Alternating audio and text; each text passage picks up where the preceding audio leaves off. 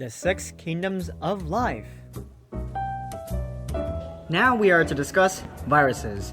Here are some examples of viruses. A bacteriophage, a complex. Influenza, a spherical. Adenovirus, polyhedral. And tobacco-mosaic, a helical. As of right now, viruses are not decided to be alive, but sure act like it. This is the epitome of hatred in a tiny package, and it's not alive. These parasitic creatures produced by penetrating the host cells with its spikes of enveloped viruses and injecting enzymes that will feed on the host cell until they mature, killing the cell and moving on to create more viruses in another host cell, and the cycle continues. Here are some examples of diseases caused by these viruses. Chickenpox, polio, influenza, etc. Now to move on to bacteria. Bacteria are members of a large group of unicellular microorganisms that have cell walls but lack organelles and an organized nucleus, including some that can cause diseases. Bacteria had been divided into 2 more specific categories, archaebacteria and eubacteria. Archaebacteria live in extreme environmental conditions. They have a complex subunit pattern similar to that of eukaryotic enzymes, and their introns are present. Eubacteria have peptidoglycans with no muramic acid. They have a simple subunit pattern, and there is an absence of introns. Let's talk about the reproduction of bacteria. Bacteria reproduce by binary fission, where a single cell divides into 2 identical daughter cells, and it starts with the DNA. Bacteria can also cause diseases. For example, food poisoning by salmonella. I'm sure everyone knows that.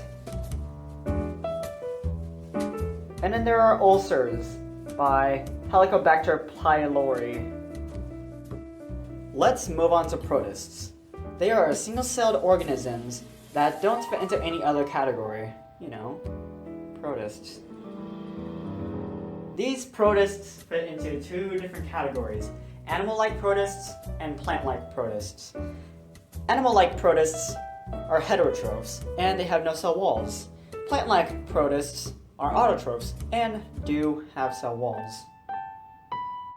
Since it is apparently an interesting topic to talk about with protists, we're going to talk about how they move. There are 3 ways they move. They move through water by means of flagella, cilia, and pseudopodia. Now to move on to fungi. They are a type of decomposer, turning dead organic material into nutrients. They use these nutrients to grow fruit and then make spores, which is what allows them to reproduce. Allow me to explain the different kinds of fungi. Molds are a type of fungi that do not produce fruit. Mushrooms produce a large spore bulb used to disperse spores. And lichens. These small plant-like fungi that break down nutrients for soil. It arises from algae or cyanobacteria. Now on to reproduction for these fungi. These fungi, they reproduce by dropping spores from the bottom of the fruits.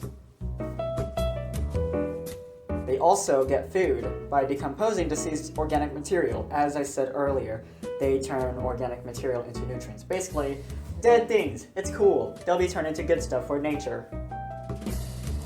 Let's move on to plants. They are a photosynthetic thingy. Yeah, that's that. And there's also apparently different kinds of plants.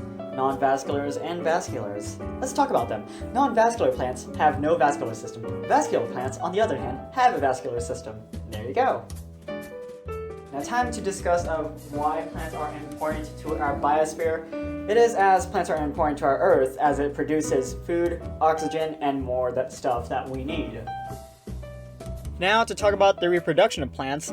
Apparently there are non-seed plants who reproduce using spores. I don't know, people would call it fungi, but then again, they don't decompose, you know.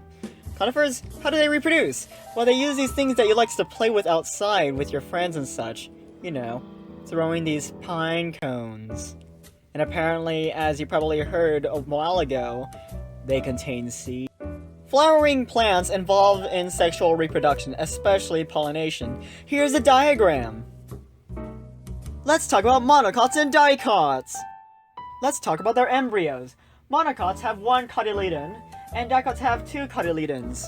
For leaf venation, monocots have veins that are usually parallel on their leaves. Dicots' leaves have veins that are usually net-like. Onto stems. Vascular bundles, usually complexly arranged. Those are monocots. As for dicots, they have vascular bundles, usually arranged in rings. As for the roots of their nature, monocots have fibrous root systems, as dicots have taproot usually present. And lastly, for the flower that they once held, monocots have floral parts usually in multiples of 3, as for dicots, they have floral parts usually in multiples of 4 or 5. Now let's talk about the fruits of their labor. How do fruits help disperse seeds? Well, there are these helicopter seeds, those seeds that fly like airplanes and glide, gliders. And there are animals that help disperse seeds. There's the wind, air, pine cones, and seed dormancy, which actually helps the seed from going on, it puts a delay. Let's talk about animals in general. Animals are organisms able to move without assistance and consist of animal cells. Also, they must consume to continue. Let's talk about vertebrates and invertebrates. Vertebrates, spines, invertebrates, no spines. Here are examples of vertebrates. Humans, and doge. Invertebrates, jellyfish, octopi. Let's talk about food. Animals get their food by eating others. Yep, it's a sad cold truth. Not all of them are herbivores. Let's also talk about their behaviors. There's docile, aggressive, primal, defensive, sympathetic, apathetic, sexually, and fight for life. Now let's talk about the more simple animals. There are sponges, cnidarians, jellyfish, and mollusks. For example, octopi. Let's talk about what they eat. Sponges must eat tiny floating organic particles and plankton. And how they eat these? Filters. It's what keeps all the bad stuffs out. Jellyfish are opportunistic predators, usually eating small fish. And how they eat these? They have these shocking tendrils at the ends. As for mollusks, for example octopi, they mainly eat crabs. Some eat prawns, fish, and other cephalopods. And they eat using their tentacles. And of course their mouth, As for reproduction, sponges can reproduce sexually and asexually. Sexually, they have larvae. Asexually is by separation, the process. Jellyfish, they have planulas. Mollusks, they throw a packet of sperm at the female. Lastly, let's talk about their body symmetry. Sponges have no symmetry. They can take all sorts of shapes and forms. Jellyfish, they are radial. They can also rearrange themselves. Mollusks can usually be radial or bilateral. Now let's discuss arthropods. We have insects, spiders, and shellfish.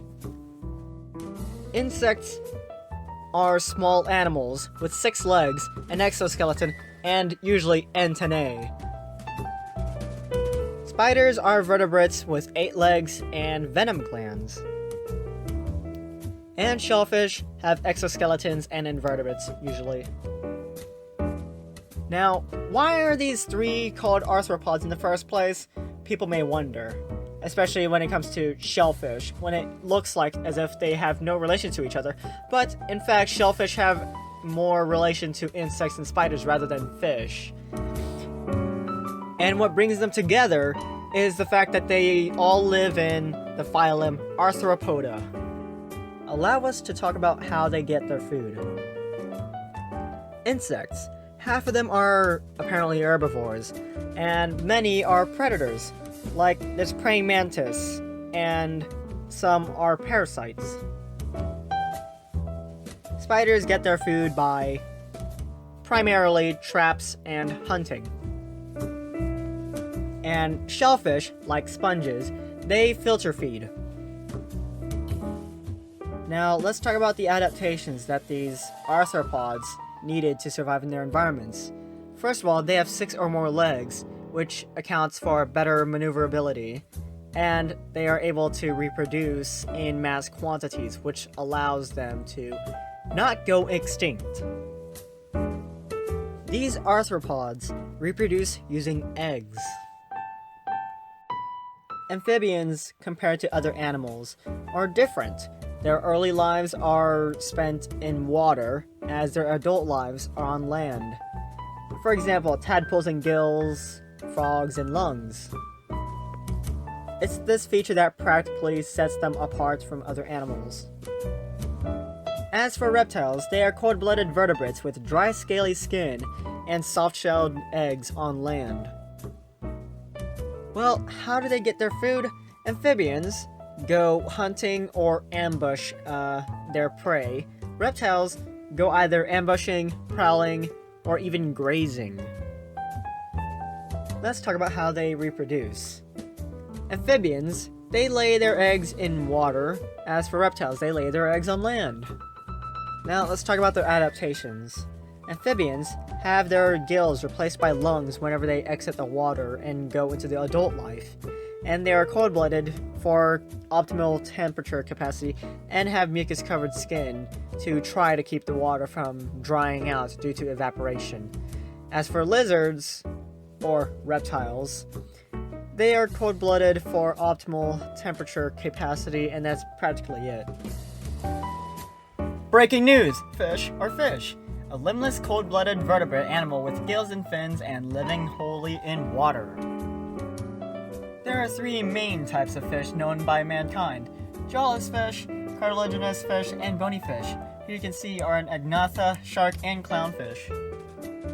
What adaptations allow them to live in water? Well, there's gills, which allows them to take in oxygen, fins for them to swim and steer, and streamlined body shape, which allows them to swim quickly. Their diet is primarily made from microscopic plants, large fish, aquatic mammals, and surprisingly, birds.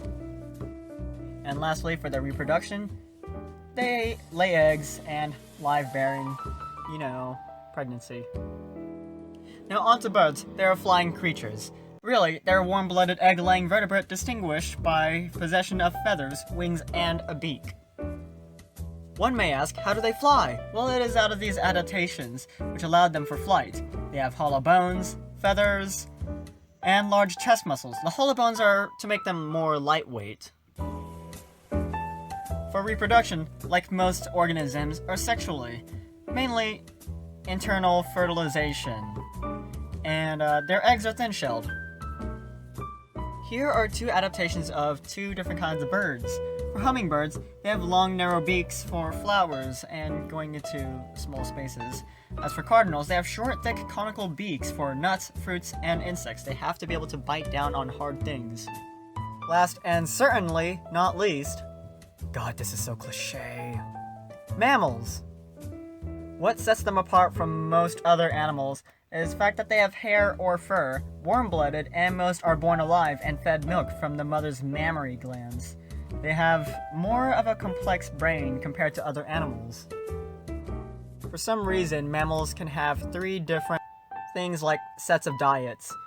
There are carnivores, omnivores, and herbivores. Of which carnivores eat meat, herbivores eat plants, omnivores both? We're going to talk about the overall adaptations of all mammals that allow them to survive in their environments. There is hair, milk, flexible backbone, sweat, jaws, and more. Whew! Thanks for sticking around, you guys, throughout the entire thing. Man, that was a lot to talk about, a lot to animate, and I put a lot of stress on myself for over a week? Man. So, as you guys may have noticed, this is actually rather educational, which practically means, but doesn't always mean, that it was a school assignment. I was assigned for this in biology, and I volunteered to make an animation of it, which was almost a mistake because I feared so hard that I was not going to make it. But now that I'm done, thank you guys for sticking around. That's all I have to say. I feel so satisfied and accomplished now that I finished this. Also, in case you guys haven't noticed, welcome to my new channel. As you guys may know, I moved from the Nykarcian Night channel and moved to a new one. Nykarcian? I might give it a different name later. But anyway, welcome to the channel. Thank you guys for sticking around. I would also like to thank my 103 subscribers from my past channel, even though most of them might be dead. I'm still happy that you guys have actually subscribed to my channel, even though not very many of you guys are as active. And I'm not active either, but thanks for sticking around. Well, we're on to a new chapter of my channels and stuff, so yeah, good day to you.